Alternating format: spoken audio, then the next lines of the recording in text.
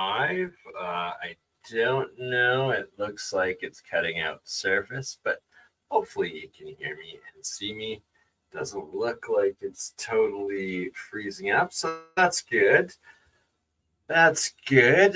First live stream back. Well, not true. We did record one with Paranoid American on Monday. Shout out to Thomas. That was pretty awesome. Episode is available in his members zone currently. And I believe it'll be public in about a month's time, but it's pretty awesome. And all right, what are we looking at here? We have between Ernie and Oscar, you can see that yellow portion of a jar. I believe that's acidic, but that's kind of what I'm going to be working on while I play some teasers, because these teasers are pleasers.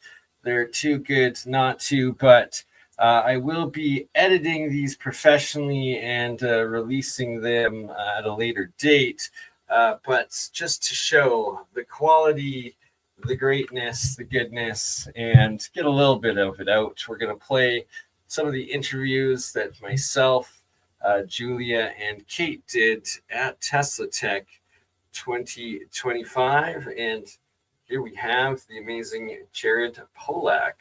So I'll start with a little bit of this interview, and we will continue on through. All the cells in your body.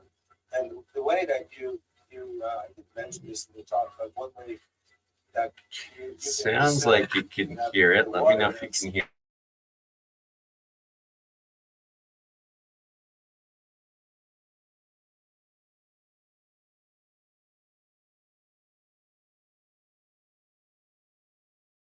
Weird. And run the razor blade along. All right, hold on. Don't know why that's freezing up, so we will start it again. I believe this is the one. My apologies, technical difficulties. Almost have my new computer up and going, but not quite. Nope. No, that's not the one. All right, I guess we're going to start with the legend Morray B. King, as I see that one here. And today we are diving into the mind of a man. Share, and then please let me know if you can hear it. Secrets of all time. How to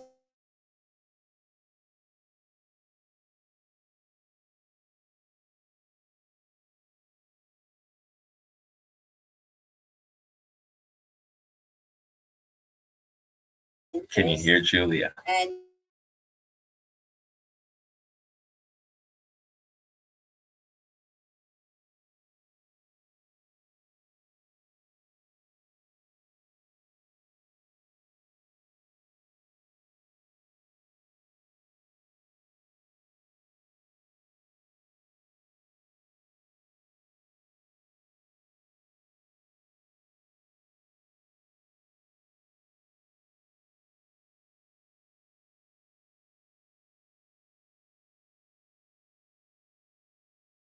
that nature. Can't hear. Uh-oh. Okay. Okay. And I was just having a great conversation with them outside. And let's share audio. Energy levels are amazing. It's just energy is infectious. And I mentioned like the cerebral, how the cerebral spinal fluid spins like two streams around a third stream, and the heart as well. And his eyes really like started twinkling, and it was right. Yeah. So it's such an honor to have you. And it's just, thank you so much for being here, Morray. And yeah, take it away. True legend right here. 40 years of TeslaTech, essentially. 4 full decades. Can you hear it now? Has been presenting and working on ZPE. It is Mr. ZPE himself. So I guess I'll tell you my history, because I was just a normal student. Later, I think the professors, after I got into this, called me AB normal. So I suppose that's because I was getting A's and B's in my classes. So but what happened to me? So I'm an electrical engineer, and I'm in the graduate program of systems engineering. And I had the misfortune to pick up a book on, I think it was Beyond Earth. There's just a UFO book, and it was just fun science fiction type reading, right? Just for fun.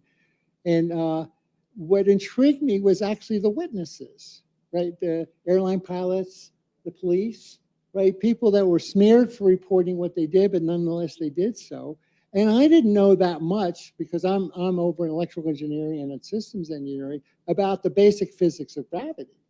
And so I just posed a question because the aircraft sound beyond our science, right? They could do these hairpin turns, you get thrown up against the side of the wall. Like inertia doesn't exist almost.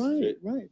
And so I thought, well, it must be anti-gravity or something like that. So I just posed the question, is anti-gravity possible? And later, as I learned about gravity, then I realized it's artificial gravity. You're actually getting control of it. And so because I didn't know at that point, I jumped over and made friends with one of the gravitational professors who was really good at the University of Pennsylvania. So I kind of made a deal. I want to be, you be my mentor, and I was a software engineer, and my employment was I do programming for professors. And so here's the deal: I program for you for free, right? And you just become my mentor. He says, well, I gotta throw one more thing into the deal. We have this genius sleeping in the lounge of the physics, but you don't even have a place to stay. He was flunking all his classes. He came in as an undergrad because he didn't attend at all, didn't even show up, right? And he realized this was kind of like an autistic genius. Yeah. So he took him under his wing. He says, and to team up with him, the professor, to do papers on general relativity, advanced papers. I said the kid was so advanced, right? So, but he needs a place to stay.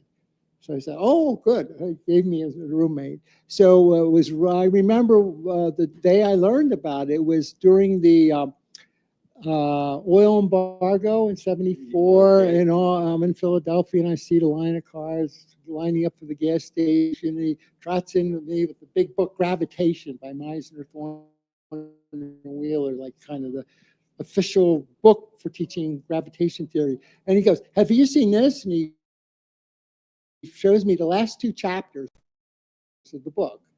They talk about clean energy. Okay, so I paused it there for a second just to give some reference.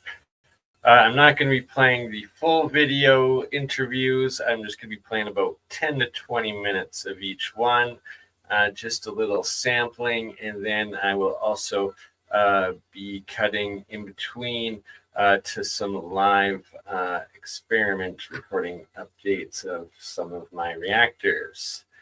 And now we will go back to a bit of Morray King.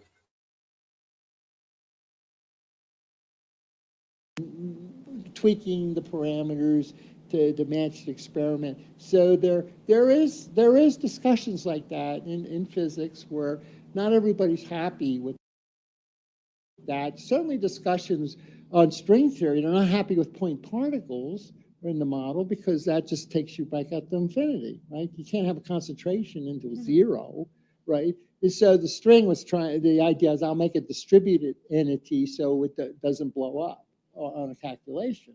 And so that's why string theory is popular, because at least I got their foundation correct. But the real problem was the quantum mechanics. This is what the real problem was. So we're just talking about zero-point energy in a sense.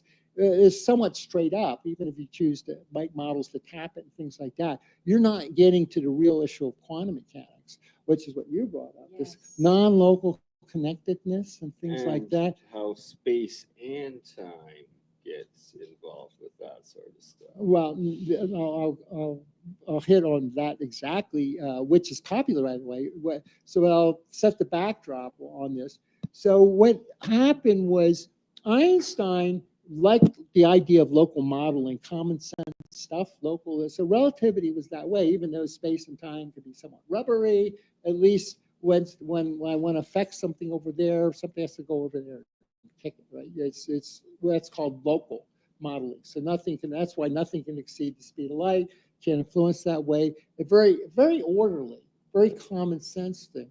And the problem with the equations of quantum mechanics, they were predicting, these correlations in the statistics of it that were non-local. It seems like two things that start out together and drift apart. You make a measurement over here, all of a sudden you're going to affect it over there, measuring its counterpart. And Einstein was very quick to pick up on this. So they wrote the paper, Einstein, Rosen, and Podolsky. It was EPR, Einstein, Podolsky, Rosen, paper that essentially was meant to be kind of like a refutation how absurd quantum mechanics is. It predicted this non-local connectivity between these. And so this is very quick. This paper is 1935, and quantum mechanics was just getting accepted in 1930, right? So just within 5 years, they were predicting it. And by the way, the other founders of quantum mechanics were indeed bothered by this non-local. That wasn't lost on them, that this was part of the prediction of it, and they wrote on it. Shout out, I Deanne. remember a book I was gifted, The Quantum Revelation, had to do with going through the historical papers of the founders and them trying to figure it out. What the heck's going on when you have this? Because we're taking ourselves completely out of real reality, right? Yeah. That common sense reality, which Einstein hated, right? You got to have that. That's your foundation of your reality. And so it was a refuge kind of saying, well, this can't be. But the problem was the two-slit experiment, the various founding experiments were making, indeed, quantum mechanics looks like is really working and it's predicting it does this stuff. And so there was a prediction regarding can I measure, quantitatively do an experiment that measures this non-localness and prove that that's either occurring or not occurring. This is a critical experiment. And they didn't quite know how to do it, I think, until 78, Bell. I was one of the physicists, Bell's theorem. He did the mathematical setup of how you could do the experiment. Right.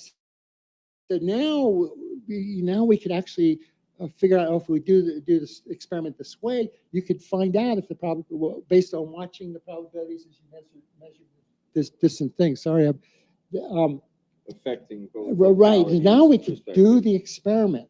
That was the critical thing. So that was why Bell's breakthrough, a big contribution for Bell's theorem, that allowed the investigation to occur. Right? Is this for real, or was Einstein right? This is crazy, right? So they, and I think it was in 1980, Clauser was the name, it was out of France. They started to do the first experiments, first with light, and then I think other particles. And indeed, with extensive experiments, they proved this non-local connection was indeed real, and that the spooky action at a distance was happening. So if we flash all the way forward to trying to explain this, right? Nowadays, there's something called, and this is very popular right today in physics, ER equals EPR. And those letters stand for Einstein-Rosen for the ER, and Einstein-Rosen derived the wormhole calculation in general relativity, the wormhole. EPR is this predicting this non-local connectivity. So what they have to model it is a wormhole that's connecting these two distant things across space-time, so you have a non-local connection. And the physicists, darn if the physicists they are taking this seriously, they're pursuing it. It's very difficult calculations and lots of interest today. So all this crazy stuff that sounds like woo-woo, the physicists are doing it. They just hide it behind the mathematics that they're doing it. And it's kind of like their little secret of what they're investigating. But they investigate tremendously imaginative models. Wait, hold Hold up really quick. I have a good idea. I'm about to do the utmost like wrestling. You guys are familiar with wrestling when someone taps in and taps out. Oh yeah. I think we She's should tapping. spice it up a little bit because this is TeslaTech. We're going to bring in Dr. Yu. He's going to take my spot. I'm going to tap him in. We're going to swap him out. And I think he could spice this up a little bit. I think it's going to get really Dr. interesting. You joining. Welcome, Dr. Yu. So- But it's been a pleasure, Morray. I love you. Thank you. Okay, so I guess I just No, met you're staying. Yeah, just yeah. met Dr. Yu tonight. I'll preface to say that Dr. Yu is trying to make a better model for the ether is what the goal was. But so it's completely creative. We're in a sense we're like opposites because I just play by the rules. I say I'm going to stick with the standard literature, and darn if there wasn't enough there to provide all we want for absurd things. And Dr. Yu said, oh man, you don't have to make it so complex. There's a better way to look at it. So he made his own model. And so I guess you're on. Okay. Thank you for having me. Well, My pleasure. you just gave us a great history lessons, and so I agree with your assumptions. 100%. But I gain this insight is not from the historical study. Actually, from my child dream, some kind of questions.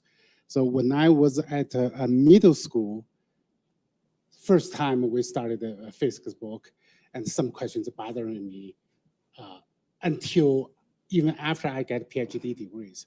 One is electricity. So how could electricity defined as a flow of a charge, right? So who carries the charge? Electrons.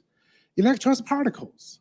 So it is said electricity is a flow of solid particles inside a solid wire at a fraction of the speed of light. Sometimes 70% the speed light or slower, depends on the conductivity material. I just never could grasp this concept. And also electricity uses the analogy, water dam, right? The water flow inside of that. So that was the first thing I thought I have a questioning. But the second concept from the middle school is atomic model. This is called the orbital atomic model with the electron orbiting crazily at fraction of the speed of light, constantly, right, around the nucleus. This kind of, for me, there's no difference than called perpetual motion machine. How could a perpetual motion machine, number one, where comes the energy? Keep it going, because it always have a drag, interact frictions, and also interact between neighboring. You were losing energy. You mentioned about that one, right? Yeah, you're gonna losing energy, and you radiate. When you have a circular motion, that's acceleration. You radiate the energy. So number one, where does the energy come from? The second thing, how can you keep it stable? We know atomic clock based on the most stable vibration signals of atoms. So atoms supposed to have the most stable structure and so stable natural frequencies. So we use that one as atomic clock, as a precision. How can you have a constant motion, have that one? So, and also gravity. So gravity is so similar to what is a Coulomb's law. So I thought they must have a connected, but then my teacher said, no, they are totally different. If you look at their magnitude, gravity is equals to one gravity equals to 0.00030. All right, I'm gonna pause that one there because that is an epic tease of, well, Dr. Yu and Morray B. King and myself in one episode. It's pretty epic, but I've got a bunch of editing to do.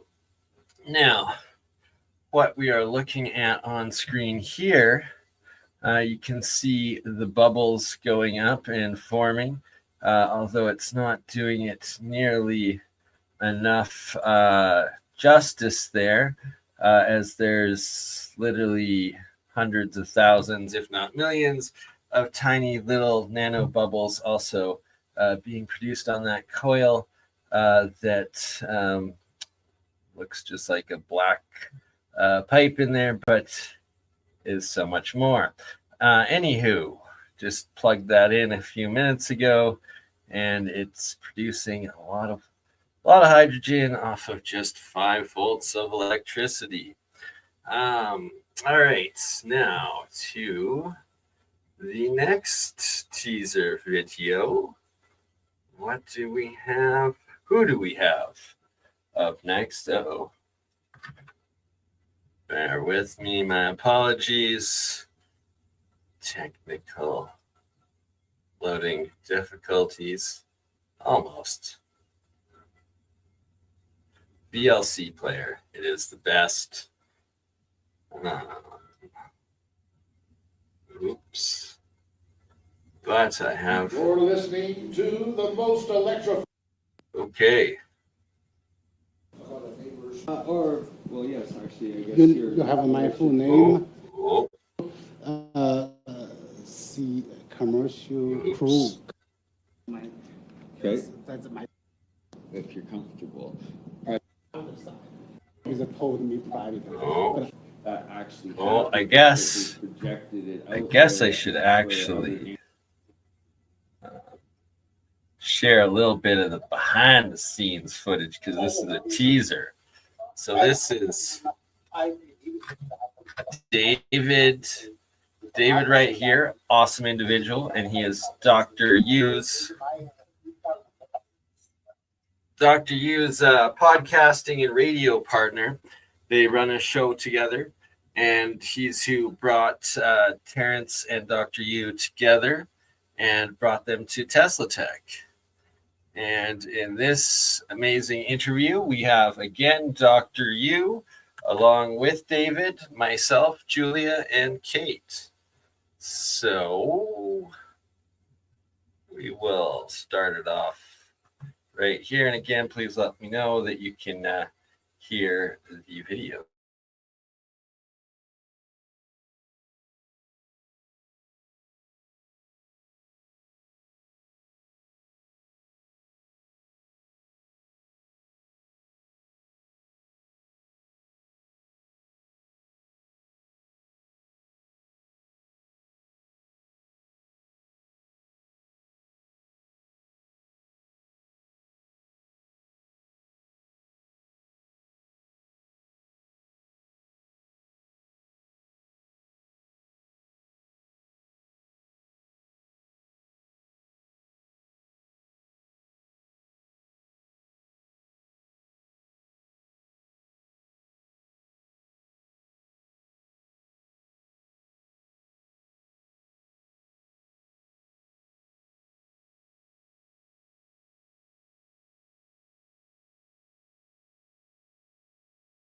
Oh, now.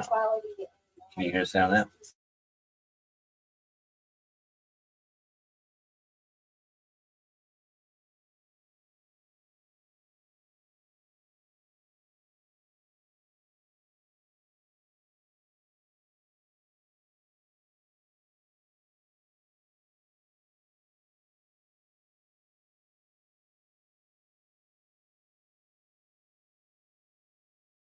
Oh, you can hear me, but you can't hear the. Gosh darn it. Like heartwarming to hear that. My apologize. It does have that consciousness aspect. So while we have now, maybe you didn't get a chance. There we go. Ideas with the consciousness in yours? He picked it up. Yeah. That was my question. Actually, it's exactly that. It was my. Okay, let me define the consciousness in my own term. So the consciousness is awareness. Number one is awareness, and awareness of what? Awareness of self-existence. So existence of yourself and the environment, and the subjective to have a subjective experience. So some kind of thoughts and the feelings and something. So if you use one word to describe consciousness, is awareness. So now, Yuan theory, how Yuan theory is solving this awareness problem. So that's how things can be aware. Aware means over distance. receiving signals. How do we receive it? First of all, is when the open eye, I believe that's what is in the Bible, right? The first to see light. How can we receive light? Receive light is, I will call it magnetic oscillation of magnetic wave in a medium. So that means we are immediately interact with outside is through this magnetic medium. And our reception, I see the way we see the light, we detect through the vibration of electromagnetic vibration signals. And what that signals do, that signals making my pupils, the cell is also electromagnetic particles oscillating. That oscillating create internal called bioelectricity. So that's where whole brain to think. So everything started with magnetism. Magnetism can propagate through space. So that's where the origin of consciousness started with magnetism. The magnetism do the sensing and the receiving, and also personal feelings. Personal feeling, you can feel any part of your body. You've been touched, you can instantly feel. What make you instantly can reaction to, so you've been touched, or you hear a voice or hear some sound. It's traditionally say, hey, so there's a neural system send make you feel. No, I do not believe it. Neural system only very the course, right, goes by. The reason you feel is when you get a touch, you have a displacement, so you have a disturbed magnetic configuration there. You know what happens if you play enough magnets? You change one magnet, the entire magnetic field where everything has to adjust because magnetic alignment changing, right? Instantly changing. I believe this is how human being called physical sensing. I see what you're saying. That's part. It's all related to magnetism. I try to make sure if that makes sense to you. Yeah, Okay? yeah. So that's essentially the medium and the mechanism of consciousness. Yeah, medium is transfer information, right? Through the medium vibration. And then the way you feel, you sensing, you receive a light is also electromagnetic effect, right? Because it create the light wave will create your internal electricity through oscillation, create in the body. So now you have its body electricity. And the sensing, every single structure on your body is a magnetic body. As long as it's deformed, in touch, what happens? The signals, internal magnetic field, entire field has to adjust.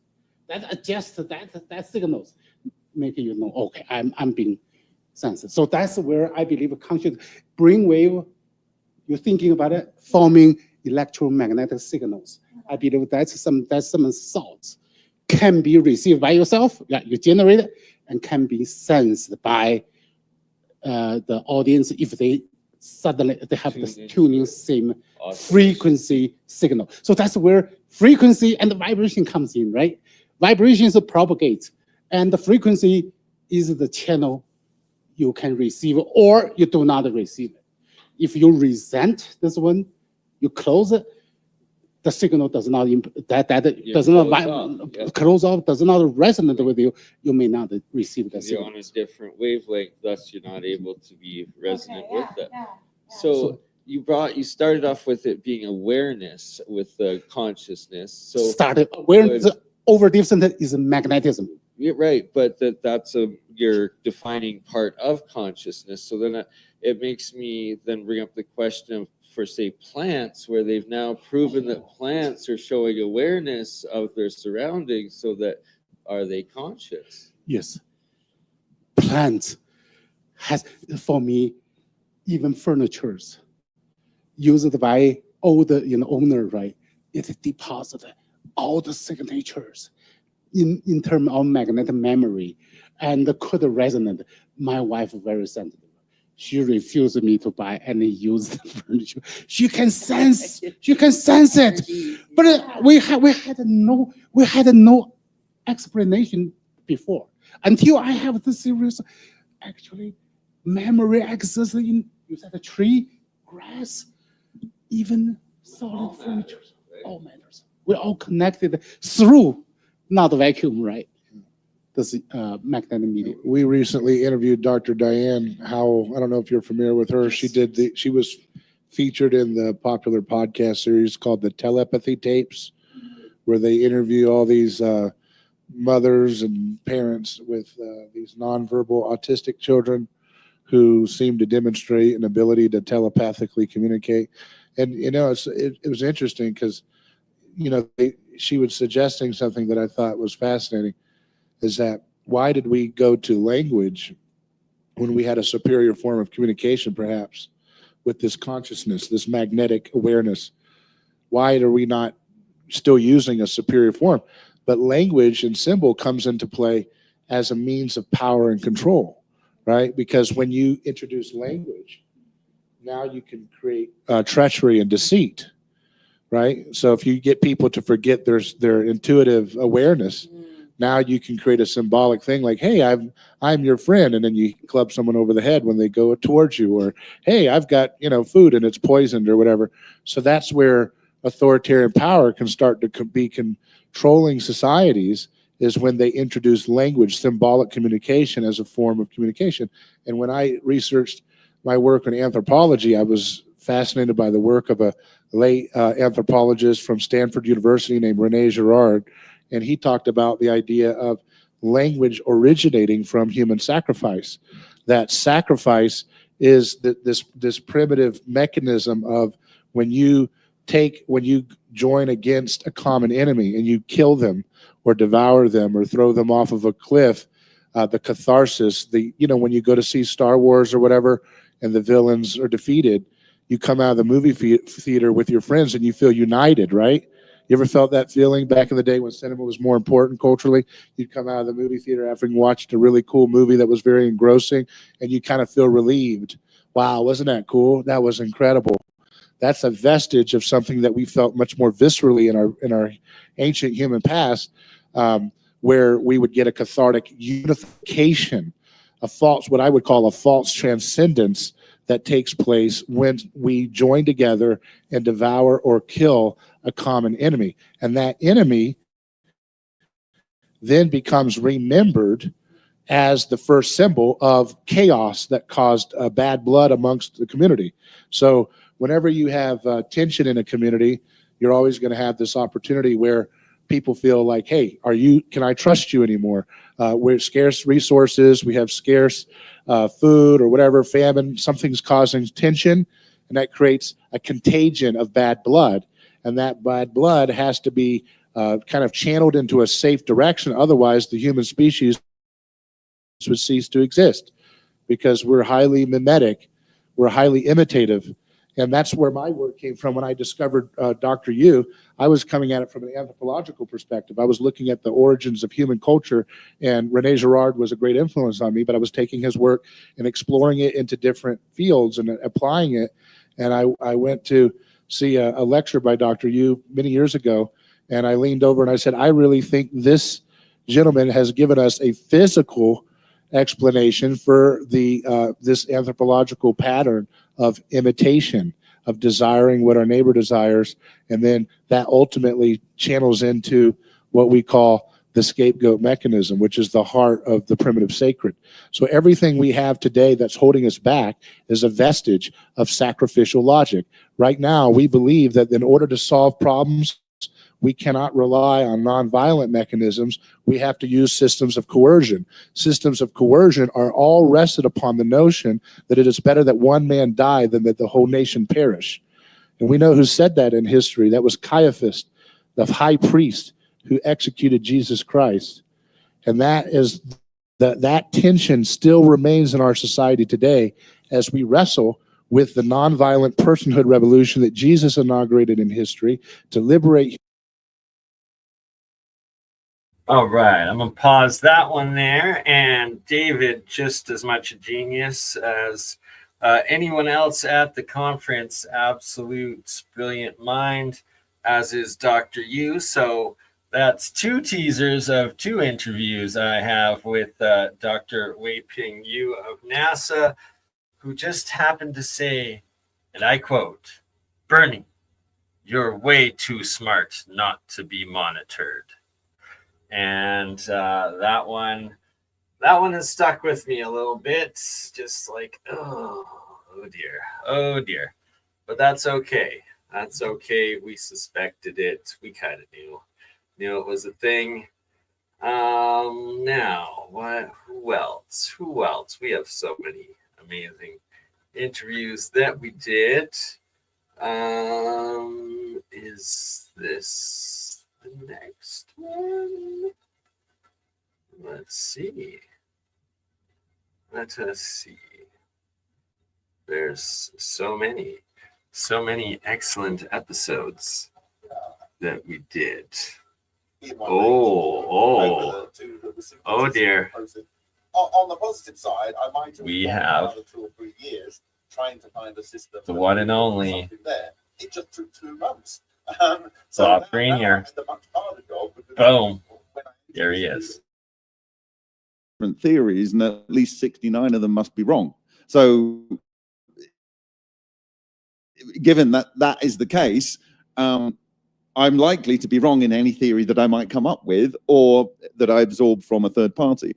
And so it was a case of really studying all of the literature out there in combination with doing our own attempted verifications and replications of third parties. That led to a particular point where in the last 2 years, I felt the project has learned enough, and I personally had learned enough to give a view which seems to be highly predictive of experiments that have not been conducted yet, things that are repeatable, and things that suddenly emerge out of classified literature and form a pattern. So I now feel comfortable to come to this, for instance, this new community, and share these concepts, because I think it's valuable that both the positives and the negatives and the risks are shared with a community such as this. And I have to say, like, I don't know, for those people that were seeing the streaming pass, and if you didn't get the streaming pass, you should probably still get it, because once you pay for that streaming pass, you get access to all of the conferences,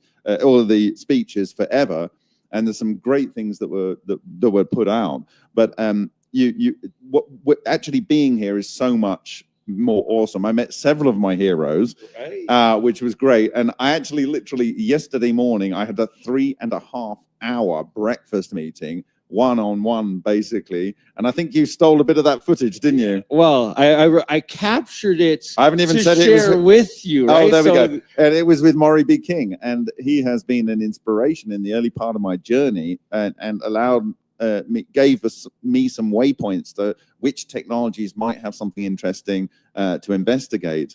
And I didn't realize that he was very interested in meeting me, because many of the things that he pointed to that were signatures of the process going on, he'd never met the people. But I had the opportunity to go and meet these people, test their claims, and extend their understanding with the project's resources that was enabled mostly by the project members and their own resources and their time, their sweat equity, but also by small donors giving like $10.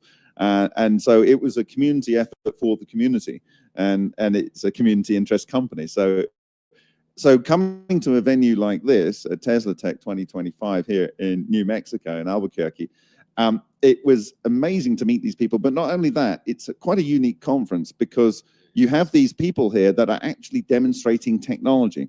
Okay, of course, they have various different, and not always the same, and often not the same, theories behind what how it works, and even quite extraordinary claims for what you're expected to think that the things are actually doing, with not necessarily so well-rounded theories as to or proof that it is doing that, or yeah. But anyway, that's okay, because they're putting themselves out there, right? Because it's here. Yeah, and so like they're putting themselves in front of people who have got a wide range of experience and critical thinking, and also the media is recorded. So because sometimes people discover things purely by accident, by serendipity, and they might have everything wrong about what it does and how it works, but it might actually have an incredible discovery in there, and it might actually do something more interesting than even the things they think it does.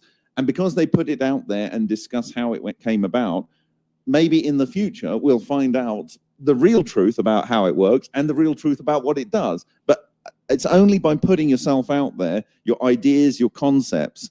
And on that note, it was great to see Dr. Yu and that guy was the Terry or something. Terrence, yes. Yeah. Yeah, so they were giving some really interesting ideas, and that's what's good about this kind of venue. And it's the first time that really I've seen it at a conference where they're allowing very challenging ideas and paradigm shifting ideas. Whether they're completely wrong or nonsense, it doesn't matter, because this is the kind of approach that I have understood to be the approach in the Soviet sphere, where I've had a lot of pleasure in interacting with these scientists. And they had this thing where every last Thursday in the month, they would open up to any idea in the Moscow Friendship University, and people would come in and they would present their ideas to some of the most brilliant scientists and academics in the whole of Russia. And so it's kind of a bit like that, where you have this venue where people can come in. And I would love something to occur in the West where people can present really radical ideas. And I think actually it was on a podcast recently called Demystify Sci, and they have a sister podcast called Paradigm Drift. And they allow people to come on with whatever their crazy idea is, or extremely good idea, and they give them about 20 milliseconds to get it across. Actually, I think it's about 90 seconds or something. Right, 90-second pitch, and then if the pitch is received, they get 20 minutes or something. Yeah, that's it. Yeah, so, and that's great. Hello. No, please join us. We are live, but hop on. So who is everyone here? I know you, Bernie, but I don't know everyone else. My apologies. My lovely co-hosts of Julia Cameron. Hello, and Julie. Kate Pleased Love. to meet you. Love, yes. And then we have Kate Love, great. Great Lots name. of love. Julie and Kate. I love that part. Jerry Pollack, that was a huge part. Like he's a hero of mine, and I'm always quoting his electron theory and all of that every chance I get. And I thought it was so hilarious. Bernie, he got footage where Jerry is in a sauna, like zipped up in the hallway in the sauna, and Bob's talking to him, and then Bernie captures it and he goes, Bob's taking a page out of my book where I like to corner them when they're cornered and tell them my theories. And it was so adorable. And it was like, only that can happen, moments like that at TeslaTech, where Bob's talking to Jerry. Jerry's zipped up in a sauna, and Bernie's, pissing everyone off by filming it. Like, just doing I it. gotta have a copy of that footage. 100%. Oh It's my all God, saved. yes. I will have it for you. And yeah, like we were I just saying- wanted to talk to him actually. Exactly. And what I wanted to do is share an you were experiment. offering money. To fund I wanted to offer money to do a control experiment, which is in line with things in the low energy nuclear reaction field and the understanding of Russia, the whole Russian community. That is a massive research program they've conducted since 2009 on these energy solitons, these charge clusters, basically static electricity, but in the neutral form. Well, it is neutral, and it can get bound into water somehow. And it can also lose its potency over a period of 2 days, and it can be re-energized by thermal light. And so it's a good fit for a completely different explanation, but it relies, in my view, on the presence of dissolved oxygen in the water. So I asked him after his lecture if he'd ever done an experiment using degassed water. And that was the question. And so I followed that up. I wanted to follow that up with my reasoning behind that, because I wanted to find out whether, because it looks like all of the things he's saying, like the transfer of information and all this kind of things, is what happens with energy solitons, charged clusters, exotic vacuum objects. There's been 1,000,001 erzions, radiant energy. There's been 1,000,001 names for them over the last century and a half. But they get bound to oxygen, it would appear. And so the test would be, you boil the water for a bit of time, remove all the gases, and then in a glove bag, which are very affordable, I mean, they're in the tens of dollars, you fill it up with nitrogen and you bubble nitrogen through it, so you get 100% nitrogen. Now, he showed a slide where it had water and a superconducting magnet, and the water parted. Now, the reason that happens is because water is diamagnetic, but also nitrogen is diamagnetic. So if you have nitrogen in there, then it still wants to move away from magnetic structures. Oxygen is not magnetic. Sorry, not diamagnetic, it's magnetic. In fact, it's uniquely paramagnetic. And so any type of north or south pole will be attracted to it and vice versa. And so these charge clusters have a magnetic structure to them, and they get bound to the oxygen. And there's this researcher, very famous, John Bockris, one of the world's greatest ever electrochemists, that was working down in Texas A&M University. And he was actually kind of like a colleague of Martin Fleischmann at times.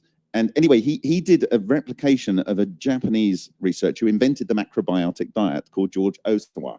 And he had this process where he did carbon arc discharges underwater, and he synthesized iron. And what they found is that the amount of iron that was synthesized, if you look at the nuclear fusion reactions that would get to that iron from the elements that were in the initial reaction, it accounted for the increase in thermal temperature of the water over and above the electrical energy that was put in. But if they boiled the water and they saturated it with nitrogen, there was zero iron production and zero excess heat. If they boiled the water and put oxygen in there, the iron came back, the excess heat came back.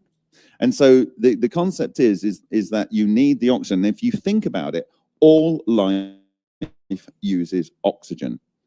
All life. It doesn't matter whether you're a plant doing CO2 and H2O, or you're like us. We need O2 and H2O. And so in everything that's most important to life, O is a critical thing. And I think with plasmatic life, which is a self-organizing negentropic structure in its own right, like we are as living entities, it also needs oxygen as a tool. It's kind of like a catalyst. It's a path to. So I think it would be a very easy test to do. It would be very affordable. And so I just wanted a brief conversation with him in private. But he said, well, I'm going into this thing. And the guy offering him to go into the infrared bath said, oh, you can talk to him when he's in here. And I said, I'm thinking, I don't really want to do this, but he can't run away. So, yeah. Yeah. So, yeah. Okay, so while we have you, because I know we got just a little bit of time before you have to take off, do you want to maybe give a brief overview of the work you've been doing in relating ancient artifacts and the encoded advanced information in it? Well, firstly, I saw some ultrasound experiment in India. And to put it in context, I was a choir boy from the age of 5. So I grew up in a very old English church in my hometown. And so I saw all of the imagery of Christendom. I then, when I sung a much, much older cathedral in Chichester Cathedral, and that's like 11th century or something. And then I sung in St. Paul's, which is not so old, I don't think. But again, so I saw all of these kind of visual structures that are part of Christian iconography. Okay, so I had that in the back of my mind, and when I was studying art history in my A level, I chose the subject of Greek ceramics. And Greek ceramics, of course, are pre-Christian, many of them, and even contemporary with or before some of the Egyptian works. And of course, Greece ran Egypt for a while, so there was also some cross-correlation. So I actually made quite a few ceramics, but I studied when you actually had to physically go to the museums. And I got an early start on a deep love of visiting museums. I don't think anyone has got as much patience for staring at objects in museums as me. Certainly my wife and my kids haven't. They're in and out in an hour, and then they're sitting outside doing whatever for about 3 hours whilst they're patiently waiting for me to crawl around the museum. So I stare and I look and I think, why did ancient people, and it's what I found was, and this is pre this work, is that there was more consistency the older you go back. And so when I came to do this research, and I was told you need to look for neutrons, you need to look for gamma, you need to look for alpha and X-rays. These are all things that they don't have any structure in, that you can measure. They're just blips on an electronic device. And of course, the rumor in the field is that in most circumstances, these things are not present there. So you're being told to look for something so that you can prove that it does what they're telling you it should be doing, and it doesn't produce them. Therefore, you are not doing it. So they've set up the pit in which you can fall, right? Yeah. So I visited a nuclear scientist who discovered the nickel hydrogen energy system, which we've moved the name by popular vote from low energy nuclear reactions. It used to be called cold fusion, and that no one really liked that name, but certainly Pons and Fleischmann didn't. And then low energy nuclear reactions has been the name it's been called for a while, but recently we moved that to coherent energy transformations. And so that's where we are. Anyway, this guy, Francesco Piantelli, he discovered the nickel hydrogen system in a biological experiment. He was trying to, it's a fascinating experiment. He had the nickel rod, and he had a mouse cell that he was stimulating with electricity. And the idea was that they would flood it with hydrogen to start the death process in the mouse cell. And then at a particular point after the time of start of death, they would flood it with liquid helium, which is like 4 Kelvin. And it freezes the chemistry. And the idea was to learn what happens chemically as a brain cell dies, and then to find out chemicals that would be able to prevent the cell from dying. Because what it does, it puts up this barrier to survive, and after a while, the barrier is so strong that when the oxygen's then there, it can't switch back on again.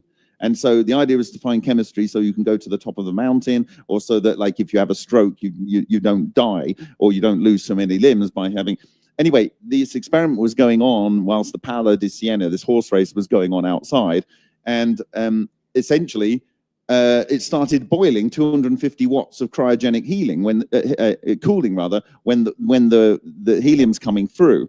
And so he discovered nickel, hydrogen, somehow this is producing a vast amount of energy, and it's at full Kelvin. Right? So this is literally cold fusion. And so we went to meet him, and he said, I remember very clearly, he said, don't tell nature what it is, let it show you. So from that point, I thought, okay, I'm not going to let me be guided by people that say, I have to find this for this to be valid. I'm just going to start looking under the microscope at what is going on, or in videos of experiments under operation. And what I kept on seeing is these things that look like ring solitons, like smoke rings, or like a smoke ring that's been trapped halfway into a surface with a vortex and an anti-vortex. Then I started seeing this thing that had like a tornado that was orthogonal to these parts, and then something going on down here. And then I started realizing that these were the same kind of things which are like the fleur-de-lis, which are like these imagery that is part of the Christian faith, but also part of Egyptian architecture. And I thought, oh my God, you've got the caduceus in there, you've got the yin yang, you've got the Maltese cross, you've got the swastika and its inverse, the salvestica, the swastika being the male, the salvestica being the female, that is the sun and the moon. And then I'm saying, oh my God, this is like alchemy. This is like, oh my, and then I lived in India prior to this for 8 years. And so I was seeing on all the Indian temples, all of their imagery. And so it was like, I was tooled up. And it wasn't just that. I'd already been doing 3-dimensional graphics for 20 years. So I could imagine anything as a 2D structure, but project it in my mind into 3D, but not only 3D, into fractal 3D, because I've been doing it for 20 years. And someone would send me a picture of a room or an object, and they'd say, right, this object, I want you to model this in 3D. And so I would have to find like a plug socket, which I know a dimension, and work out from the perspective how big all the dimensions were of the thing, so I could reverse engineer it. So when I see something as an impact of a process in a react as the result of a reaction, I can, in my head, work out in 3 dimensionals what that structure was that did the thing that you see under the microscope. And then it led me to see a particular structure from a researcher called John Hutchison. and in 3 different quantization levels. And for those that don't know about John Hutchison, he was messing around with Tesla gear and radio equipment and a whole lot of surplus army sonar. And radar, so he was mixing everything together, and in 1979 he was able to levitate, cause metal samples and non-metallic samples to teleport into each other, to move around, to transmutate, to twist without cold, to glow without heat. So he was doing all of these things, and I realized that maybe what he was doing was something related to the process. So the project purchased some samples of him. I looked at the samples and I found this amazing structure which was fractal and so on. And then in our experiments, we saw these impact marks. Then I found out that this was the same thing that Winston Bostick was seeing when he was trying to convert the fusion technology to a domestic energy in the so-called plasmoid, which is an abbreviation of plasma toroid work. And so it got down to the point where this must be the same thing, and it is the energy, it is the transmutation. And then we started seeing the collapse wave functions, these actual physically macro scale fractal structures that were in the products of the reactors. And I sent this to the Russians that I was working with, and they just threw in the towel. They said it was basically, yeah, we were doing this in classified work in the Soviet period. Here are the papers that were published after the Cold War was over. And these people were saying, I saw this classified information in a Moscow basement in 1988, and what they're going to do to me, the Soviet Union's collapse, so I'm just going to publish it anyway. And then I find out that this is now this fractal toroidal electrodynamics.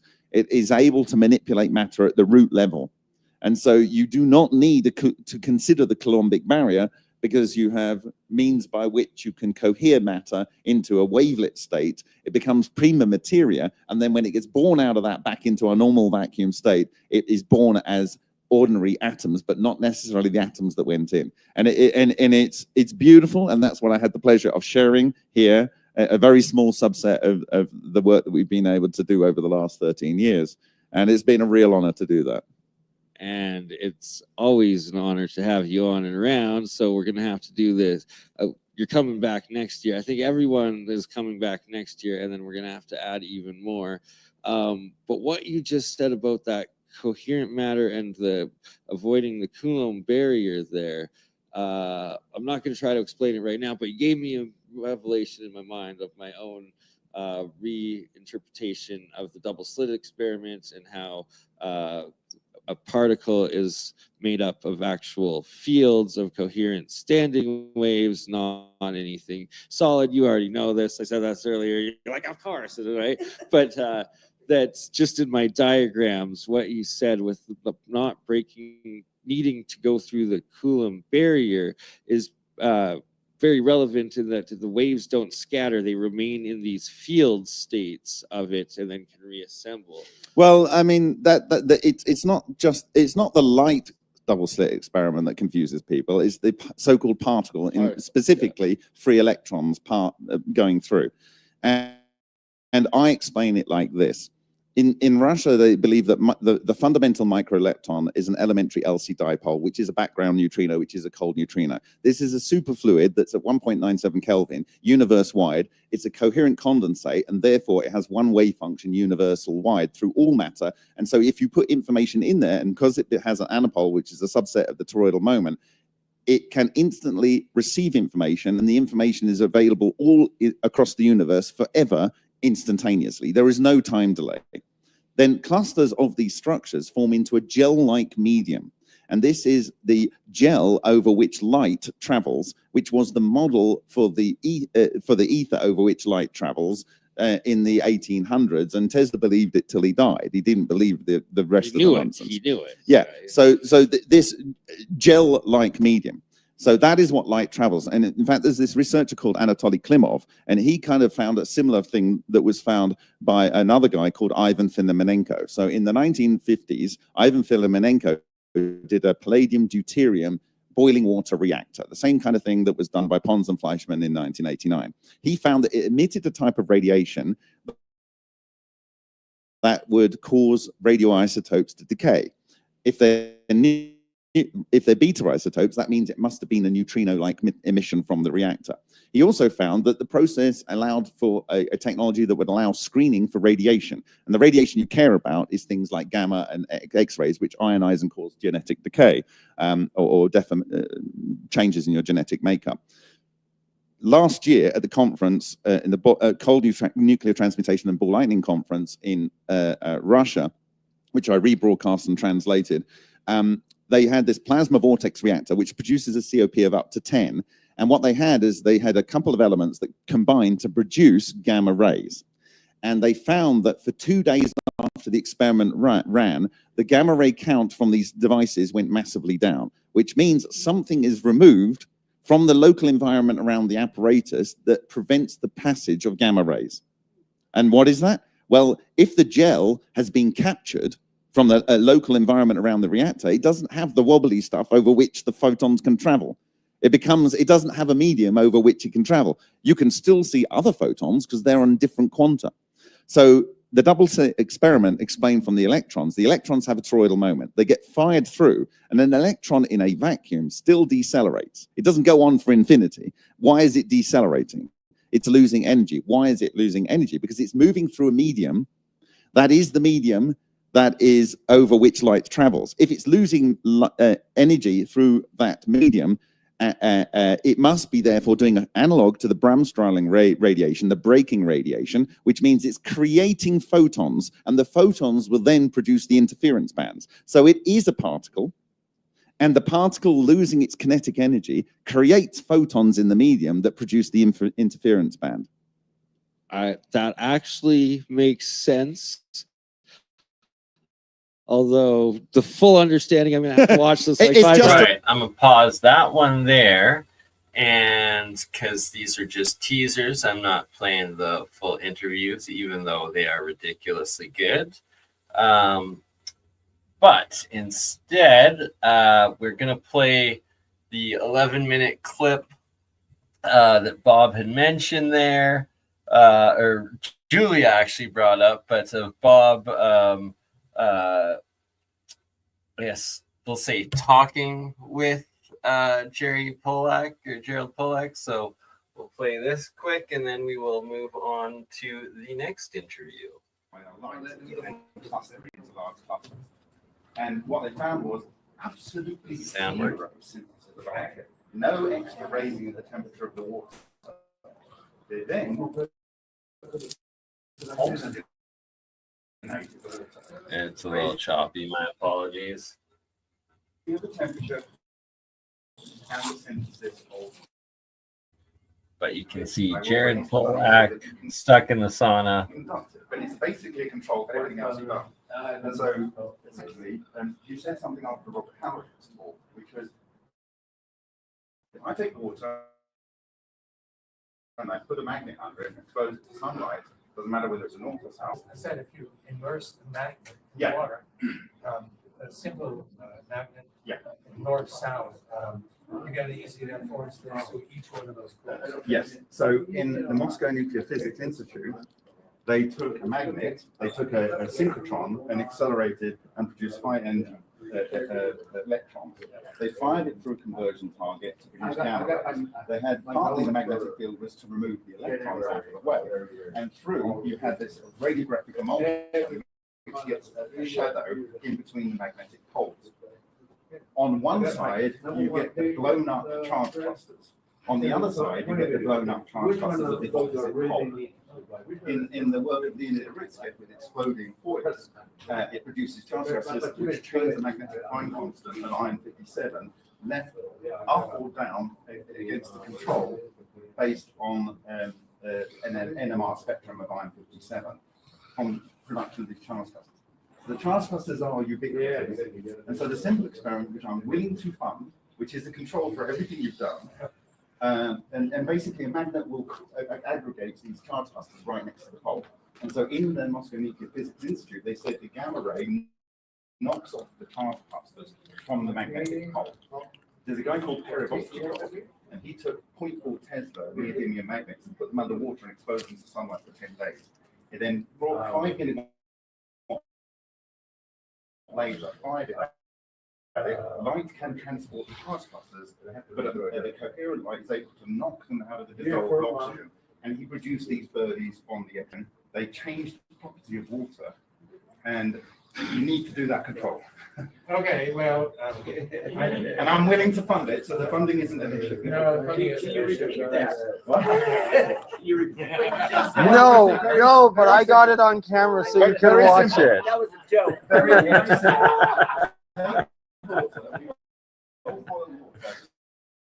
Oh, we love TeslaTech. And you can see Bob has the same strategy of me, of cornering people when they're trapped and forcing your science on them, because that's just how we roll. Right, there's my famous line. I find that hilarious. And we are on to the next one, Thorston Ludwig. For those that don't know, Ludwig's a big wig when it comes to free energy, 0-point energy, hydrogen, fuel production, and so much more. So we'll play a bit of this one because it's pretty freaking awesome.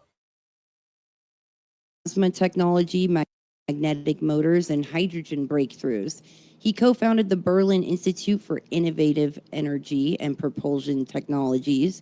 He runs the German Association for Space Energy and has even published studies for the German government on unconventional energy.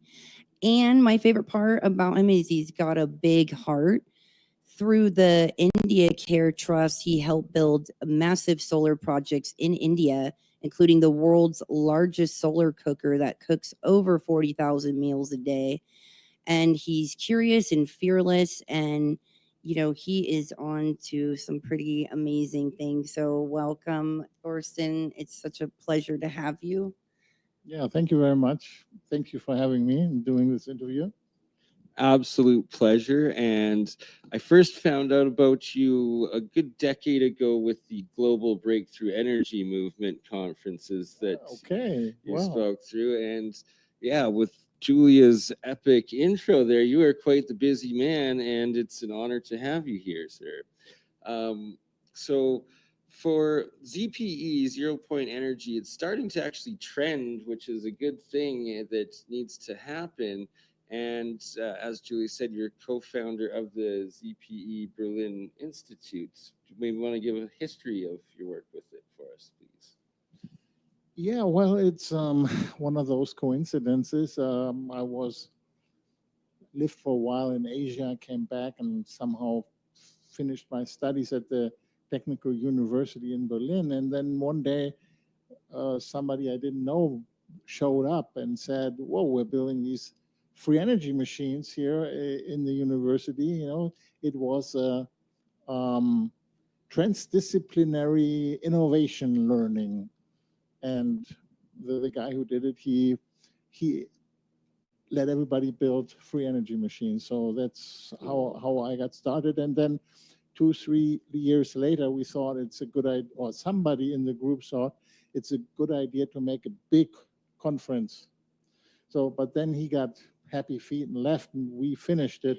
And in the progress, we founded the institute. And then somebody came, gave us some rooms. We started, and so it developed, and we kept going. So sometimes people donate something, or we get rooms, or or people donate machines, and we carry on. And so, yeah. So basically, this right here is a call out for fake science being audited and hot fusion being $1 trillion of wasted money. We need to give institutes like Ludwig's here just a scraping of that funding, and humanity would be so much further ahead.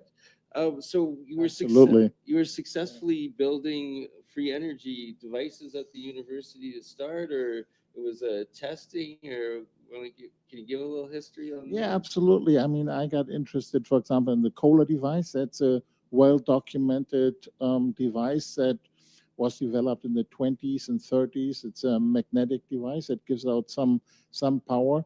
And Kohler was a captain to the sea, actually a submarine captain, and somehow he ended up in Britain after the Second World War, and the British intelligence, they wrote a report on it, and it was declassified in the 80s, and then we picked it up in the late 90s, and we built it, and it does work. Yes, but the thing that is well documented only gives a half a watt. So it's interesting, but it definitely needs more study. Right. Yeah. So that's actually a big thing with a lot of these free energy devices. It's like they work, there's working models of them, but it's a matter of being able to scale it up on an industrial level that it's practical, right? Like, because if it's all this extra work just for that extra half a watt, how revolutionary is it, sort of thing, right? Well, I'm a scientist. For me, half a watt is like a million watts, because if a half a watt is sure free energy, you discovered a new source, I mean, it's like Columbus seeing the Americas, Yeah, right. So but proof we of know he wasn't the concept. first one, but that's it. There we go. Yeah, I knew there was going to be like audience being like, no, but hey, Yeah. No, Thorston's actually, on it. Thorston my knows. name, Thorston, is a Viking name, and the Vikings were there in the 1100s. That's for Right, sure. exactly. Well But done. anyhow, let's stick to the topic. And you were quite right. It would be nice if the society would spend some money on this research, because a lot of times I have to work things alone, and then day has only 24 hours, and I need to do all other chores as well, so I don't get that much time as I wish in the lab. But I don't want to complain. We have our own lab space by now. We have lots of instruments, and so things could be worse. Right, that's good. And so, in your You always have to keep going, make the best out of it. That's my position. It's eternal we should not- optimist. we should not complain. Don't sit down and complain. No, keep going, and somehow, like we just met. You invited me, and so I didn't know I was sitting here this afternoon. Just kidding, ask you. Kate, do you have a question?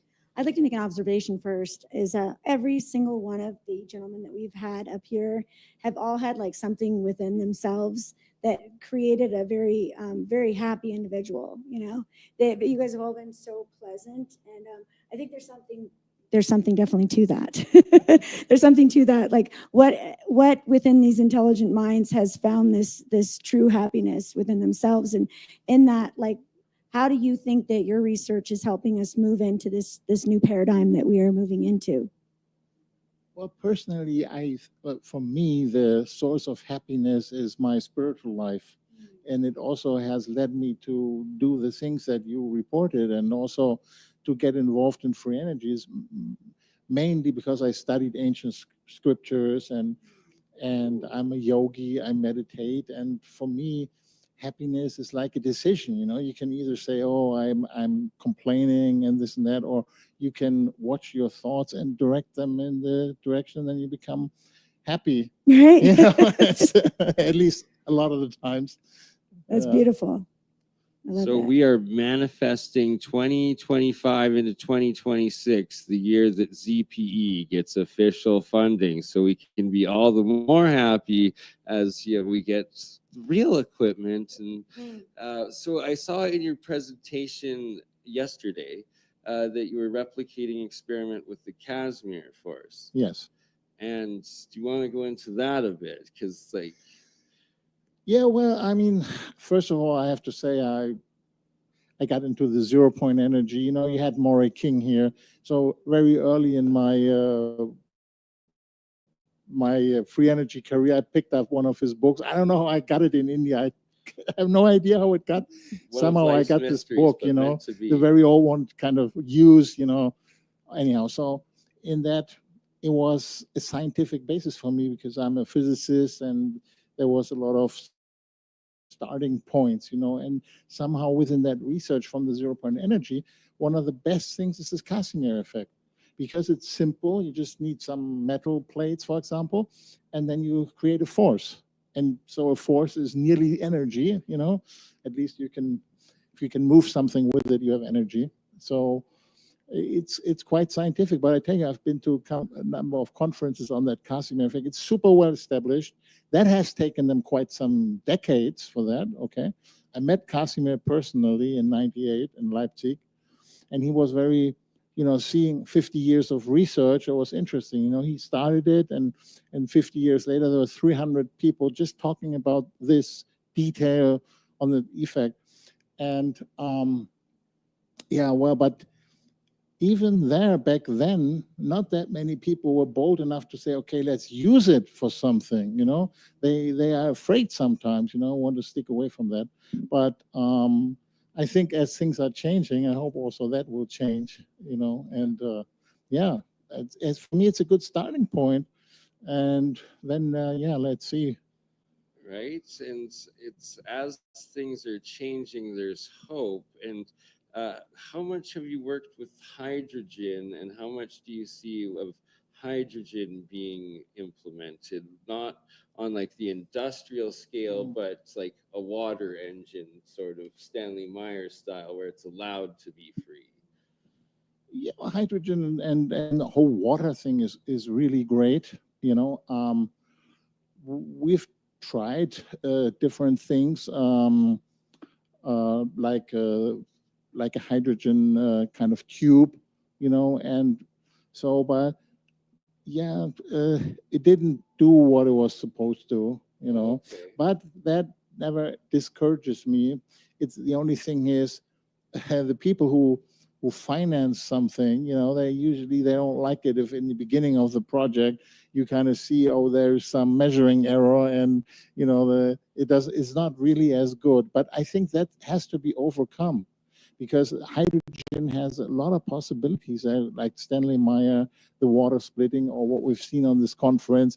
You don't even need to split the water anymore. You make a vortex, or you make these plasmoids,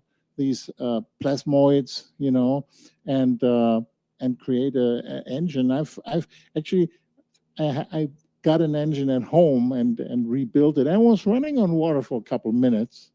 Yeah, it was fun. Yeah, it was ultrasound and bubbles, and obviously, of course, in the middle of the winter, and you had to.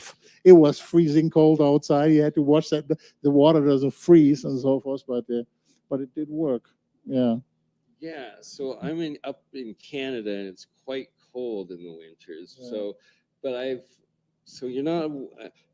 It's nice to meet you, but we'll have to do another interview in the future after you have a chance to see some of the stuff I've done. But I've created a self-running hydrogen reactor out of two plastic saltwater containers and just scrap metal, of creating differentials between the electrodes that then creates a sustained reaction. Yeah, that's great. But also with electrolysis in the winter, that just plugging in a 5 volts into the reactor that's pure ice, it actually still melts and is producing hydrogen, which I found fascinating, unexpected, but essential if making a water-powered car. But the cold was not our problem. The problem was that you had the electrode just above the water level, and it kind of, the water was not still enough, so it kind of moved around, and you have the bubble from beneath, and then water gets somewhere where it's not supposed to, and then the whole electric thing gets mixed up, and then you run into problems that you have to overcome with a lot of time and research. Yeah, and you were saying you were doing it through what method was it? A sound acoustic or ultrasound? Ultrasound. Yeah, that you're to splitting make the bubbles hydrogen. and fog. Okay. Yeah. Oh, to do the misting, the ionic, or what's the right word? The ionizer.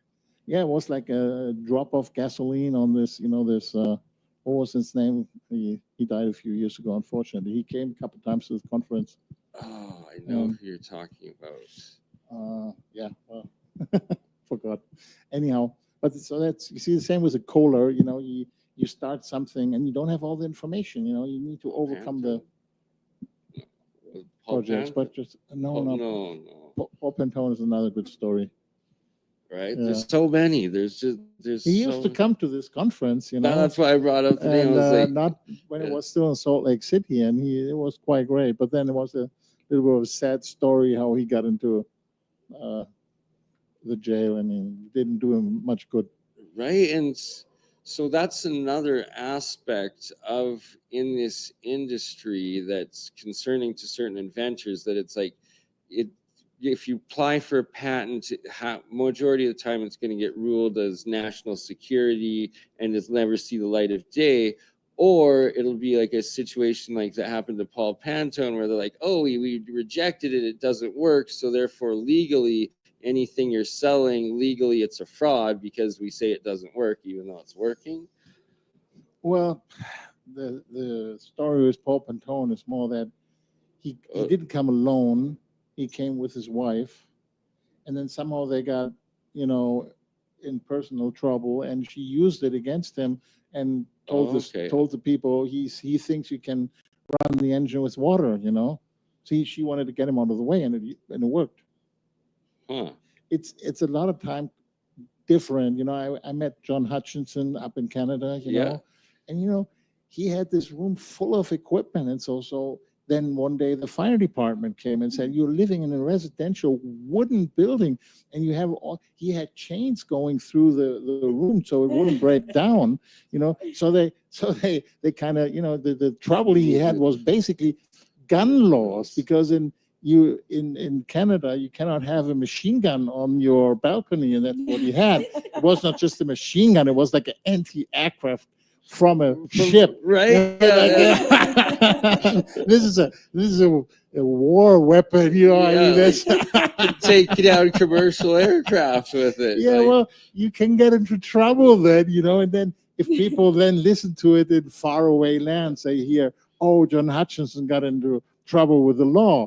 Yeah, but not really because of his free energy machine, right?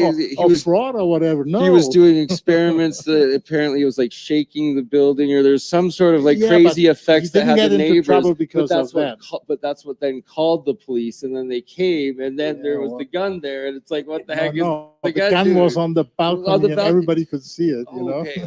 Wow. because he didn't fit in the room. Anyhow, John was a great guy. It was a lot of fun, but it was also very difficult. I mean, Jean Manning, I knew her for some time, and she kind of managed that I could talk to him and so forth, because he's a real inventor. It's not easy to. I've had the pleasure of interviewing him myself 4 times. Yeah. If he likes you, he does what he does at great lengths. Yeah. But if he doesn't like you, he rather clears out a basement than to talk to someone who wants to give him $1 million or something. Yeah, absolutely. But it's he does it for the pure love of invention, right? And that's what brings the happiness and joy to all the people like yourself and everyone that's been up here, we had great fun. Oh man. You guys are like the new rebels, right? Like total rebel badasses, like the diving down into this whole world. Well, on one hand, yes, but on the other hand, we have to live and somehow get this forward, so, yeah. So how do you see this, the 0 point energy? How do you see it impacting us on an everyday level? Yeah, that's a good question. I'm still wondering when we will actually have machines out that you can buy in the shop or actually use. From a scientific point of view, I think we're more on the research level. We don't really know enough to just build something, so it can change any minute. I mean, I know a lot of projects which are kind of, there could be a breakthrough any moment. I don't know how long it will take then for things to actually come into the shops, and so that's, are we talking about household products? Are we talking about vehicles? Are we? Well, you see, I compare it to the traditional new energies, these like wind and solar, and for maybe 30 years ago in the solar, you also was on the very experimental level, and then somehow it got commercialized all of a sudden, and more and more and more, and now there, the problem are lawyers and laws and regulations, and that's a big thing there. The technology is long not the problem anymore. So we don't know what happens here. We also don't know the health effects. Some people are mentioning this, we should be aware that they could have effects on us. And yes, I'm an optimist. I think they are just good, and they are healing devices, and there are good points for that. Right? But they could be dangerous, so we shouldn't be too careless. So for instance, like I'm not going to say his name, but there's one guy that was out there selling types of coils that you'd then put specific frequencies through for doing healing. He was marketing it as like this cure and stuff, and he gave me one to try out, and I looked at it, I'm like, this is not the right geometry. I turned it on, and the just incoherence, and I seized up, and it's like, that's not healthy. And there's that, yes, there is that technology that will heal, but this is just the very basics, and you're going to be able to do just as much damage or worse than good if you don't know what you're doing. Yeah, I think this is one problem, that people are too free thinking, but the main problem will be that if something really comes close to the market, to not overlook this, and not think we just build it and bring it out into the market. No, we should keep that in mind. And then that can take longer then, because if people find out there is some side effects or so, but we also don't know how long this society will run in this way. I have my doubts that it will. I see some major changes coming up. I don't know exactly how, and it's not the place to speculate on that, but I think it is, and it's through okay. consciousness. So let's get into the consciousness a little bit. And specifically, I asked Bob Greenyer ahead of time. I was like, Bob, I'm hassling you for one last thing. What's a question I should ask Thorston? And he said, the conscious control of electrons trapped in spin states through telepathy. Are you doing work with that? Yeah, absolutely. We do. Actually, we had this really cool experiment with Ron Bryan from Texas A&M, and he, with a lot of thinking, he came up with the idea of to trap a single electron and see how we can change it with the mind. And we spent 5 years and nearly $1 million to make it happen. But then we realized we need another couple of years and another 3 million, and nobody gave it to us yet, So, but anyhow, we learned a lot. And yes, I have made now a much more simple experiment with the Casimir effect, because if you do the calculations and you see if you restrict space with metal plates, then you get very small effects. If we think that, because there's a consciousness research from the Peer Lab, the Princeton Engineering Anomaly Research, and they found that you can change random processes, with your intentions. So if we apply that to the 0 point energy, it's like 10 to the 70 orders of magnitude difference. So there's a really big potential. So I've set that up, and the experiment is running. I just now have to, structure, get people or myself to test it and solve a few minor problems, like the user interface, stuff like that. So everyone that is watching, put your intention into charging your is the Casimir effect or still the electron one? That's the Casimir one. Yeah, the other one increasing the Casimir force coming out. Yeah, that would be cool. Yeah, if we learn how to change the 0 point energy, then we can make the machines work much better, And so sometimes in the past, there have been machines that only work with certain people. Yeah. And for me, that is actually very easy to explain. It makes a lot of sense. Because if you have the right atmosphere, the right mental projection on, then you can make things work. I actually have a personal experience where I had a little electrolysis reactor that was powered by a C battery or whatever, but it had run out. It was dead. Okay. And I could been dead for about a week, and my friend came over and he looks at me, he's like, I bet you can get it running with your mind. And I was like, looked at it, and son of a gun, starts bubbling up, and I'm like, Wow. all right, well, look, like seeing Yeah. is believing, right? Yeah. We should trust ourselves more. This is possible. Right, like it's not a hallucination, it's your intuition, which is your higher self. And Yeah, we've just been brought up that that's not possible, and if you think it, but actually it's like that, you know, and it's through stories like this, because also our consciousness research, I think you or somebody else asked what came out of it, and the thing is, to do it like the Princeton people, you need like 3 million people, 3 million runs. You need a lot of funding to do that, or a lot of time. We had like a couple of hundred people, you know, but we had great incidences, you know, like events. We had like a jam session with different instruments, and so it was, you could definitely see that there's something going on, you know, like your story there, you know. Yeah, you could, but it's not enough yet to make it into a scientific thing.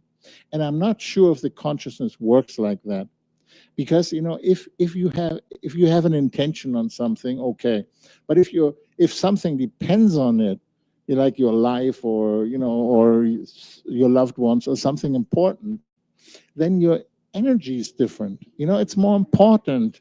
And it's so the things that happen, they usually happen in the flow of things. Yeah, and not so much in the scientific setting, you know, where you want to concentrate on a lab thing, you know. So that's why it's not the consciousness is not so, you know, not so much in tune with the scientific paradigm. The collective is powerful. So the collective is powerful. Yes, that's actually also something that came out of the Princeton studies. You know, if more people join, yes, then absolutely. Yeah, like if your family relies on it, then of course that collective is going to make that more powerful. Thank you. Yeah. Yes, absolutely. Yeah, if you make a group effort or a big group effort, we can do a lot more. Yes. So we need all of humanity focusing on ZPE, or the Casimir force increasing, coming out. We are the superheroes that we have all looked to and thought they were so cool, and we didn't realize that we are those superheroes. Yeah, and everybody's watching as part of this superhero thing. I think we cannot do it alone, you know. So yeah, superhero within us all. Yes. Oh, human beings in general, we are. Yeah. So you're saying a bit that you're a yogi and into meditation and stuff. Yes. You want to get into a bit of that, seeing as we have a well-experienced remote viewer here and the different out of bodies and stuff. Yeah, in my personal life, I found that that's very important to watch your own thoughts, and, you know, to become calm and peaceful, and actually know yourself in the sense of an eternal light being that we really are, and we can't die, you know, it will go on, but it's very important that we do the right thing and think the right thing, and don't waste our time, and make something out of it, and not become a hindrance to other people, not hurt other people, but to do something. And that needs a lot of reflection and work. And so meditation for me is a very big part of that, because you kind of you go back inside, you watch your thoughts, and you select them also. You guide them to peace and happiness. Yeah. Beautiful. Oh, you're filming. Okay. We have another Bob question. Your experience with the thunderstorm generator. Yeah, it was a great happening. You know, Malcolm came down. I met him here, and I'm in touch with very nice, very good people in Switzerland. They organize conferences in the German region. So somehow they were in the need of a good highlight, and because of the stream, and then somehow we invited Malcolm. And I don't know if you've communicated with Malcolm. It's a It's good challenge. You know? I'm still waiting on a couple of replies. Yeah. Anyhow, we got it working. He came to Switzerland. They set it all up. He came there. Some of the stuff didn't go through customs. Somehow got lost, and we went into the Swiss Home Depot thing, and you can't get certain things there. In Germany you can get them anywhere, but they're very safe there. So you can't get any gas or stuff. Anyhow, we transcended all the problems and got a working machine within 1.5 days, and it was good fun. That's and Bob impressive. came, he took some pictures and stuff and observed it, and with a couple of other guys, and first they asked me to help, and then I saw the list of people, and they're all people who have no lab experience, don't know what they're doing at all, I said, oh no, how are we going to do this, and then there came a second list, and then there was this engineer who was studying Schauberger for 30 years. He's like the head of the other organization, and he's a very good engineer. Then I said, I was relieved. I knew when Klaus Rauber is coming, I knew that no problem, and he got it working. That's amazing. It was good fun. Yeah, so it did work, but we had to overcome a lot of challenges. It wasn't working totally automatic, Malcolm had to kind of pull on strings and so forth. And then in this Swiss building, running the motor, we were so lucky not to set off the fire alarm. So, yeah. Well, I can also say, what to do. But every time you go then for measurements, like for example, the German guy I was mentioning, long story short, somehow we packed it all in one car, drove it over to Germany. It ended up somewhere in southern Germany, and they made a lot of measurements. And these guys are very thorough. So they found out that these measurements that were advocated, they're part of it is because there is an inflow from the backside, and they got expensive equipment. And then somehow these things got stuck because Malcolm didn't send the latest stuff and so forth, But this is... part of Malcolm. Part of the story. I mean, Malcolm, I hope he's doing fine, and moving forward, we should not be hindered by these things, because I've just been to Korea. That was fun. There was jelly. Somehow I ended up on stage and translating from English to German. Okay. So, and then somehow I ended up in this group, and we looked at this Korean technology, but also there we found out that the great measurement, they had like 10 times, 20 times, 17 times over unity, but it is such a good project, there's 30 people in 2-story building, working for years, spending, I don't know how many millions already, but somehow they are not using the measuring equipment in the right way, So if you really look at it, it's not really over unity, but we have to overcome this. We really shouldn't think it's a bad thing. No. Right, because it's just engineering. It's real science. It's real part science, of the but process. the inventors who have spent so many years, so much time, and then every time they do it, they see that they have 17% or 20%, 20 times over unity, and then all of a sudden, if they would change it, they would see, we don't have over unity at all. It's kind of a tough thing. You think you got there already, and you got maybe a little bit lazy or comforted. Right, but we have to face it. Yeah, you have to face reality of it. That's it. And it's easier to say than if you have 30 people working for you, and and you have to keep things running. I haven't had that experience, but I've definitely had the, hey Bob, check this out. Bernie, I need you to reproduce this, and no, come on now. Yeah, well, right, but it's reality. It's real science. It has to be reproduced. And it's like, okay, so yeah, you're not at 17 times over, but maybe you're at like equal at least, or something like that, then it's just stepping it up to the next generation. Yeah, or if you see you only have 30%, then if you have the right measuring equipment and you do something, you at least see how it's progressing. and then you can get to the real thing. And there are people that stand by, you know, they're actually hurting themselves a little bit because they already have investors from Middle East, but if they see they're not motivated to get more money also, you know, but it's It's the progress. Yes, thank you so much. A question of when you said with the thunderstorm generator, Oh, all right. I'm gonna leave it at a cliffhanger right there because again, these are teasers. I have to fully edit them, and well, we're gonna leave go like that. And all right, what was I doing here? I took an electrode out of that yellow and the top. There's a whole bunch of different monomolecules on it, but the water was purple. So I took a sample of that, now sealed it up, and then you have the electrode in the front in that new jar there. Okay, we shall continue with, let's see here. Still need to play a little bit more Jerry Pollack and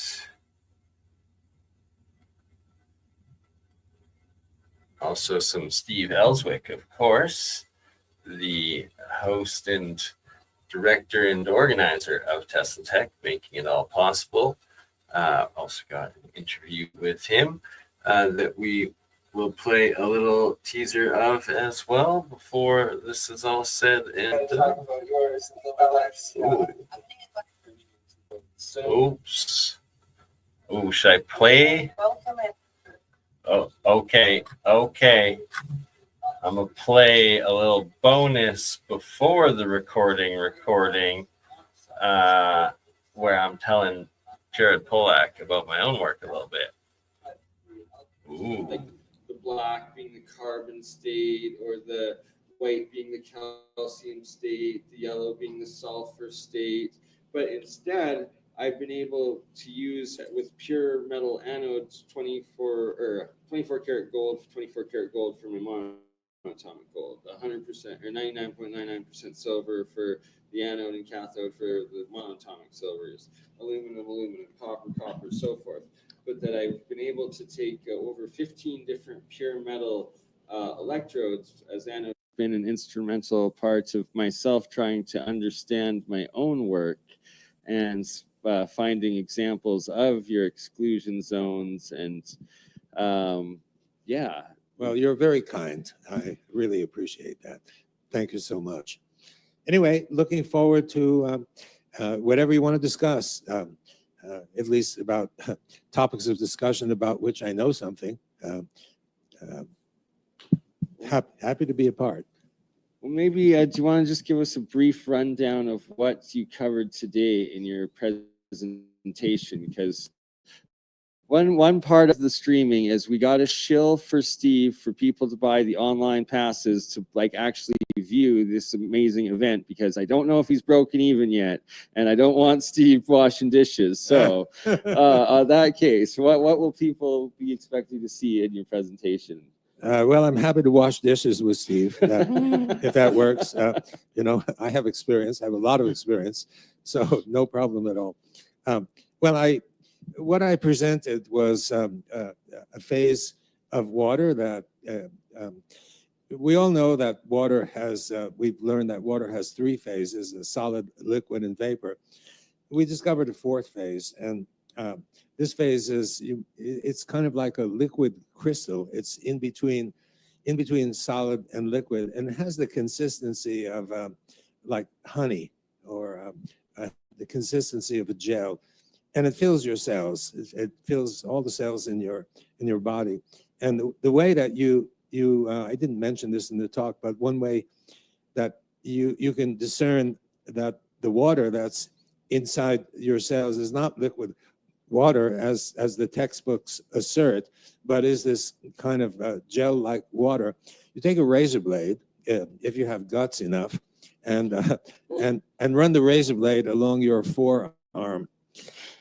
Okay, and I know there aren't too many people textbooks assert, and that makes a big difference because you know, if your biological understanding is built on the idea of liquid water, but it's not liquid water, then your understanding is going to be wrong.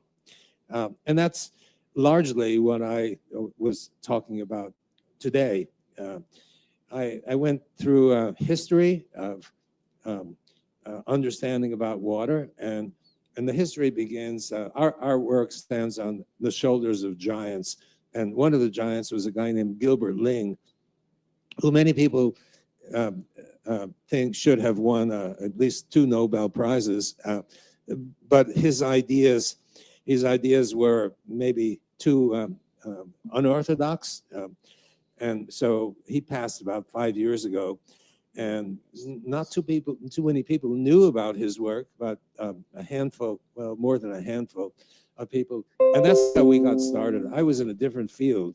I was in the field of muscle contraction, trying to figure out how muscles work at the molecular level, how the proteins, mostly myosin and actin, interact with one another to produce motion, force, whatever.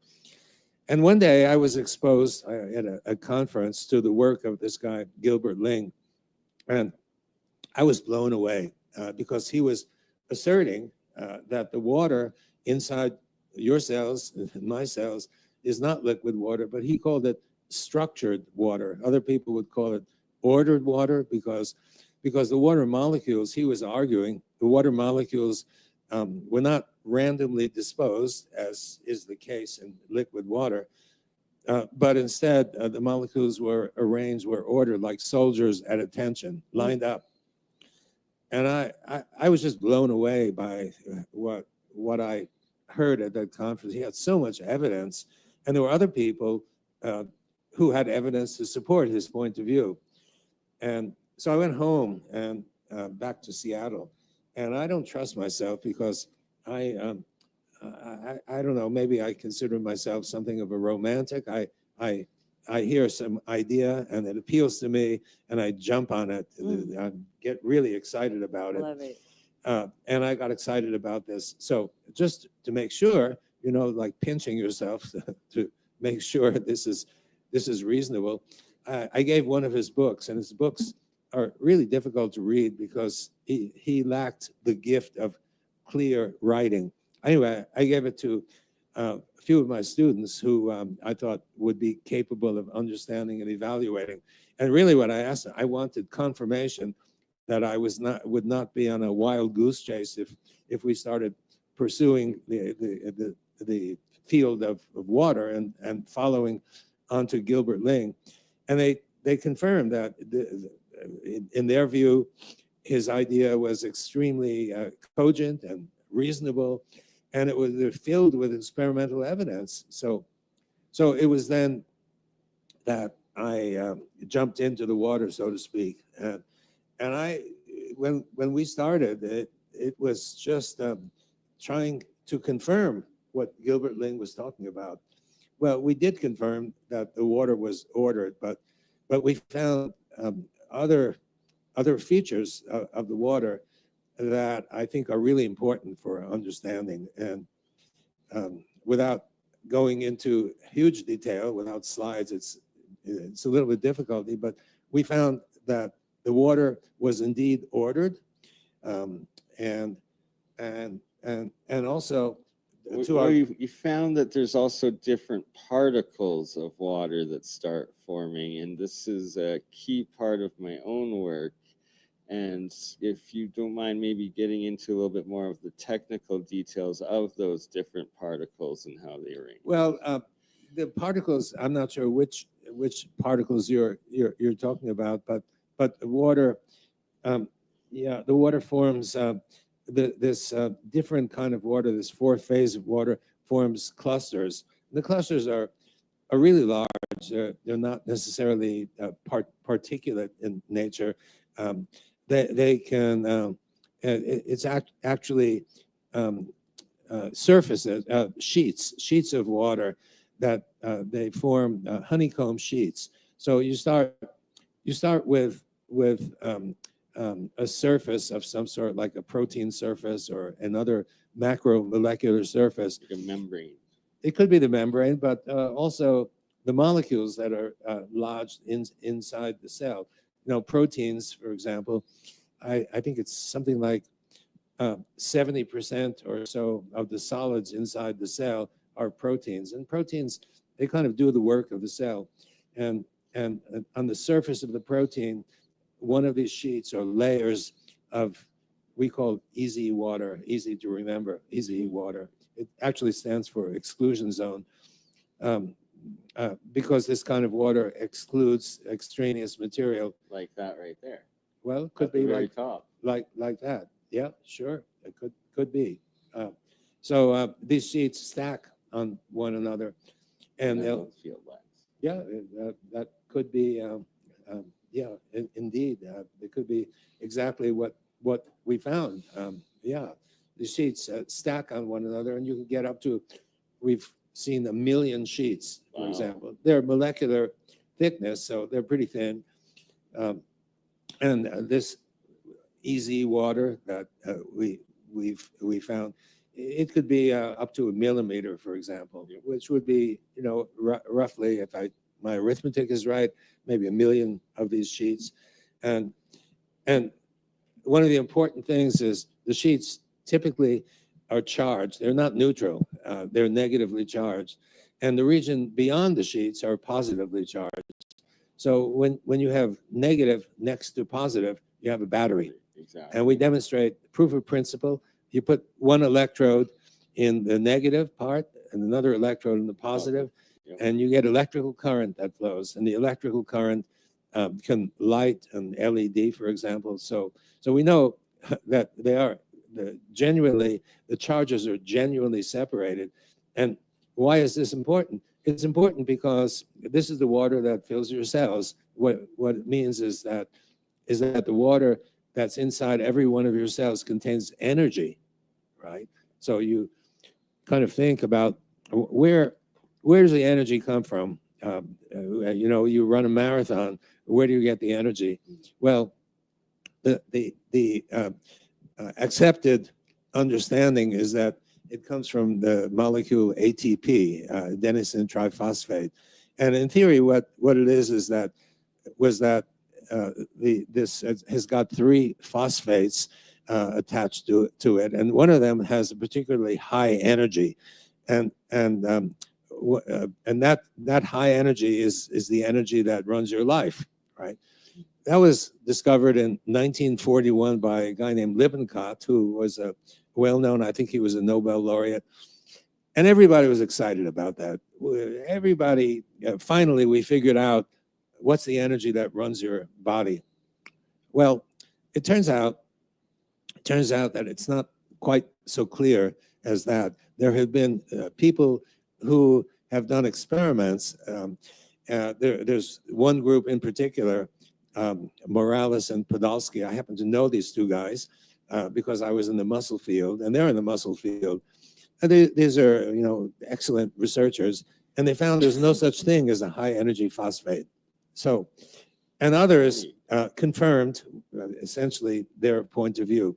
So right now, I guess the situation in the field is there's one idea that ATP supplies the energy, and that's the prevailing view. And there's another idea that it doesn't, you know, and if it doesn't, the question is, what does? I believe hydrogen. I believe hydrogen through water. Well, it could be another. That is something that could be studied. But what I was leading toward is this battery-like effect that we have confirmed. Oh, yes. Is a supplier of energy. So we don't know at present. We did experiments, and we found out that this battery-like effect helps to run your cardiovascular system. It probably runs a lot more in your body, but we don't know for sure whether ATP is really doing the job, or electrical energy that I've been talking about shares the role. Could be if the idea of ATP running it is wrong, it could be that all of our energy comes from this battery-like effect? I believe it is that battery-like effect, and I've actually engineered your exact battery-like effect and how I do my multi-layered electrodes for the anodes and cathodes for my self-running hydrogen reactors now. Oh. So I've created with zero electrical input in these just saltwater 2-jar batteries with scrap metal that produce and run hydrogen. How rude. I just cut myself off, but we are just about at the 2-hour mark, and I need to get some rest as tomorrow I have 2 streams to do. We're doing League of Extraordinary Inventors. Michael is in town. Shout out Mike Faraday Research. And yeah, so he's in the Rocky Mountains, so I will be hosting it. He'll be joining in. We have a couple of special guests. That will be at 9 p.m. Eastern, 6 Pacific. And then after that, we have a second stream that I will be doing interview with Mike Forrest of Alien Carvings, our 25th or maybe even 26th interview together now with some major updates of all of his parts out of Mexico. And it just keeps coming out more and more. As well as here is that purple gold and silver that when going through U.S. Customs did not register or registered as carbon, one or the other. They would not tell me which one it was, but they still did let me know that it was one of the two, and thus metamaterial confirmed. On that note, love you all. See you tonight. Wishing everyone a blessed weekend. Ta-ta. You crazy mother. Yeah. It's just BurnEye. Bernie just like last week, huh?